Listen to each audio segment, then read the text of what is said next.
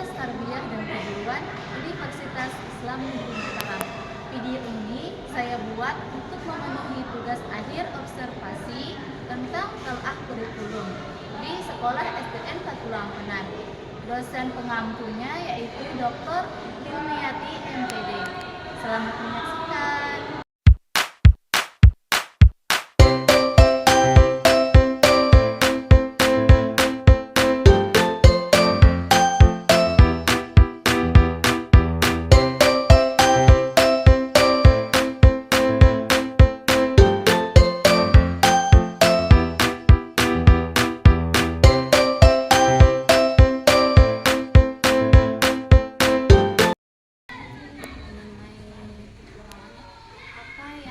Apa yang sekiranya belum berjalan dengan baik dari pengimplementasian kurikulum tersebut, Pak?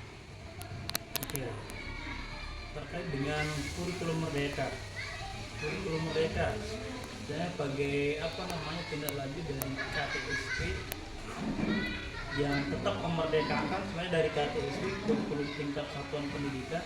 Ini mungkin nanti adik-adik karena banyak di referensi atau yang masih sudah berganti kurikulum, masih banyak yang salah di luar sana. Oh, kita tidak pakai kurikulum, kita tidak pakai KTSP, kita pakai kurikulum 2013. KTSP ini produk kurikulum 2006. Setelah di 2024, di 2004 itu saya mengganti kurikulum 94. Kurikulum 94 diganti kurikulum berbasis kompetensi, cuma 2 tahun. Direvisi lagi 2004 ke 2006 namanya KTSP, kurikulum tingkat satuan pendidikan. Nah, kenapa dikasih nama kurikulum tingkat satuan pendidikan? Ini dimerdekakan atau otonomi sekolah menyusun kurikulumnya masing-masing disesuaikan dengan kekuatan atau kearifan lokal yang kuat di daerah masing-masing.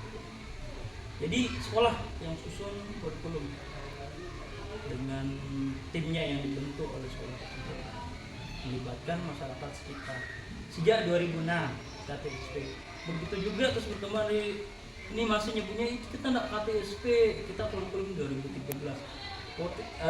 Kurikulum 2013 ini karena kurikulum 2013 kemarin. Kurikulum 2013 itu KTSP juga, kurikulum tingkat satuan pendidikan 2013. Setelah KTSP baru kurikulum merdeka, kurikulum operasional sekolah. Kita ada kurikulum operasional sekolah, kurikulum yang digunakan di sekolah. KTSP juga sebenarnya hanya dikasih label yang berbeda. Terkait yang yang masih kurang, terkadang ada yang miskonsepsi ini tidak hanya di sekolah. Kemudian selain saya mengajar di sini, saya adalah trainer di sekolah di Indonesia, di Universitas di Bogor. Nanti saya banyak aktif di beberapa organisasi pendidikan yang peduli bagaimana pendidikan ini ke depannya. Yang banyak saya temukan di sini, dan kemarin saya kasih studi kasus dan benar. Di lain pun terkait dengan penerapan pembelajaran diferensiasi. Mungkin nanti perhatikan enggak? Pembelajaran berdiferensiasi. Itu yang diunggulkan di kurikulum merdeka sekarang. Jadi ini nanya kelemahan kurikulum merdeka belum mengkaji, kalian seharusnya kalian baca-baca ya. Itu yang salah satu yang ditekankan di kurikulum mereka, di prosesnya bagaimana guru menerapkan pembelajaran berdiferensiasi. Kata diferen bagus, berbeda. Anak ini, nah dimana sebenarnya pesan garis besarnya, anak itu memiliki kekuatan yang berbeda-beda. So apa yang terjadi, apa yang harus kita lakukan sebagai guru, kita tidak serta-merta ketika dia anak itu pintar bahasa, pintar matematika, anak itu menjadi anak juara kelas. Kenapa sudah di kurikulum 2013 itu tidak ada rankingnya? Karena anak ini juara di bakatnya masing-masing.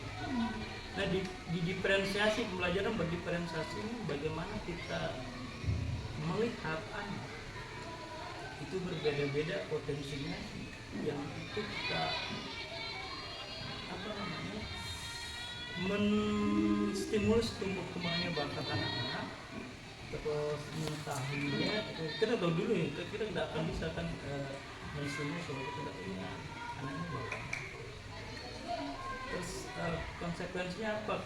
Kita sebagai guru kita dituntut lebih peduli ke anak-anak, lebih mengenal karakteristik anak didik kita, sehingga tidak terjadi seperti zaman-zaman kalian dulu. Mungkin apa tahu ada yang dia udah belum bisa belum bisa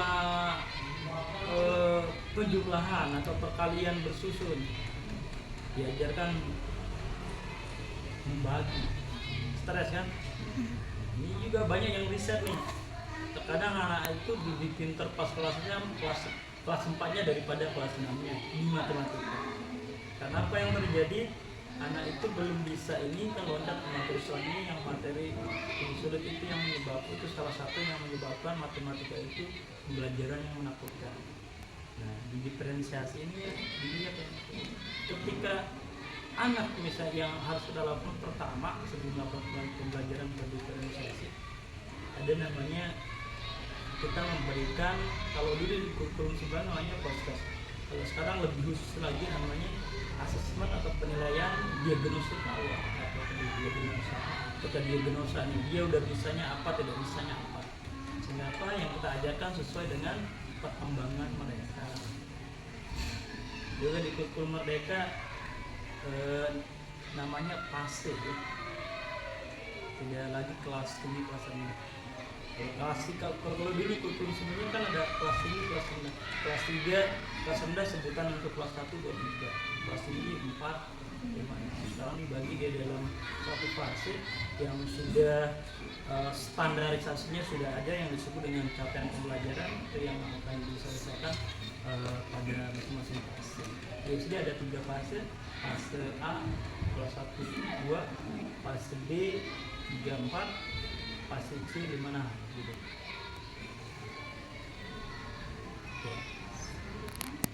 Apa saja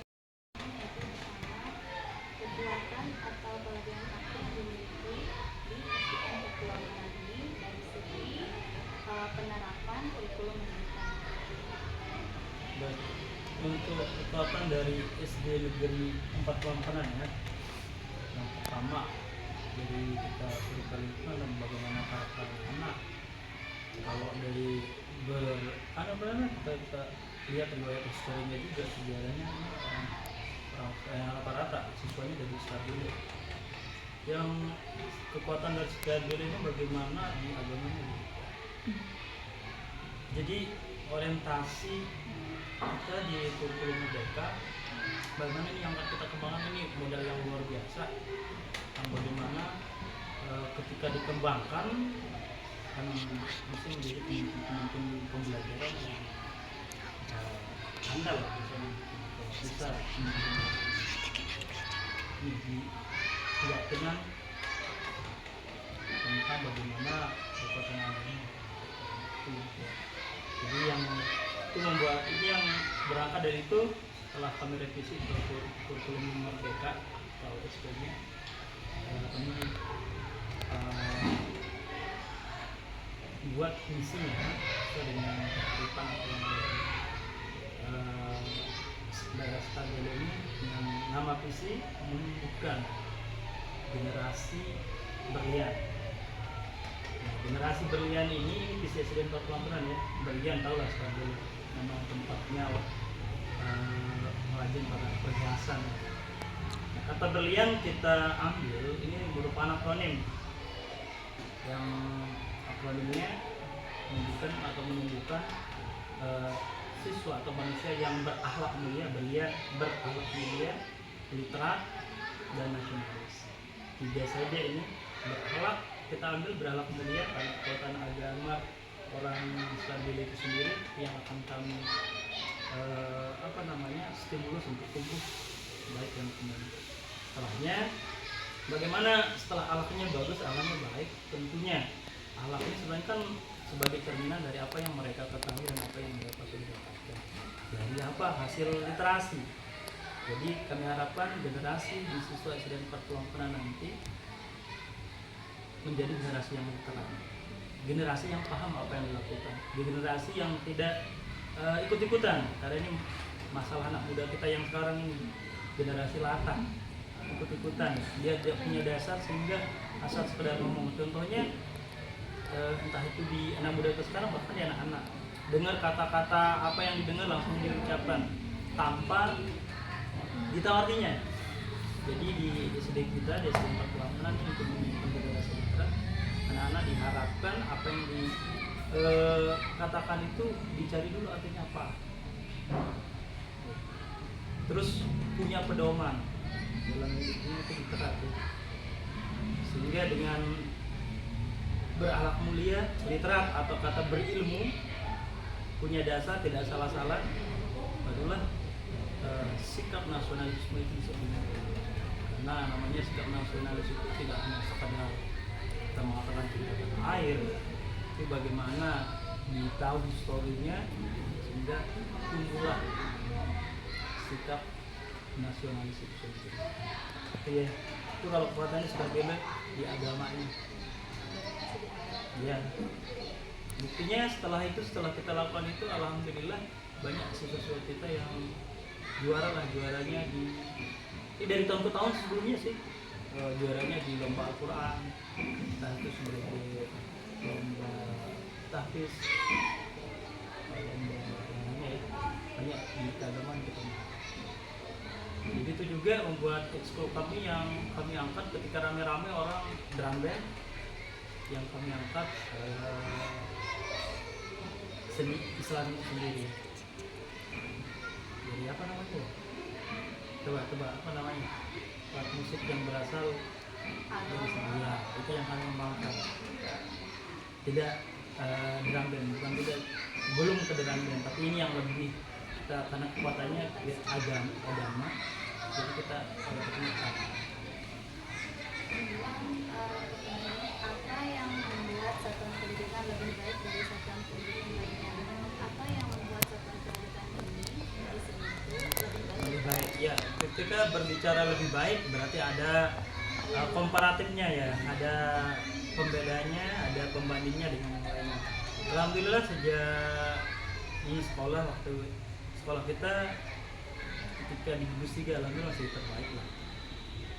Ketika ini kita lihat dari hasil pun dulu kita nggak kalah lah, alhamdulillah kita dibandingkan dengan, tapi kan banyak pembanding. Sebenarnya ketika dibandingkan banyak hal sebenarnya yang tidak cukup hanya dengan ujian nasional itu sendiri sih, karena kan tiap daerah punya kemampuan itu sendiri. Terus faktornya juga banyak. Faktornya yang pertama yang ini terkait dengan pertanyaan awal, yaitu bagaimana kekuatan di daerah kita masing-masing.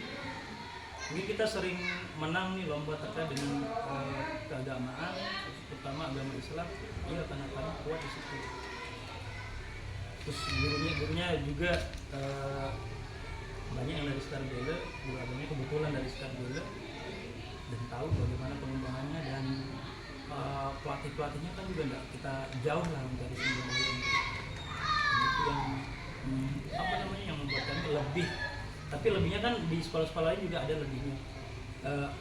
Ini terkait dengan masing-masing kekuatan potensi daerah atau lokasi sekolah itu berbeda-beda, punya potensi masing-masing. Gitu. Kalau lebih baiknya ya lebih baik di potensi itu memang kita. Sekian video yang dapat saya persembahkan. Kurang dan lebihnya saya minta maaf. Wassalamualaikum warahmatullahi wabarakatuh.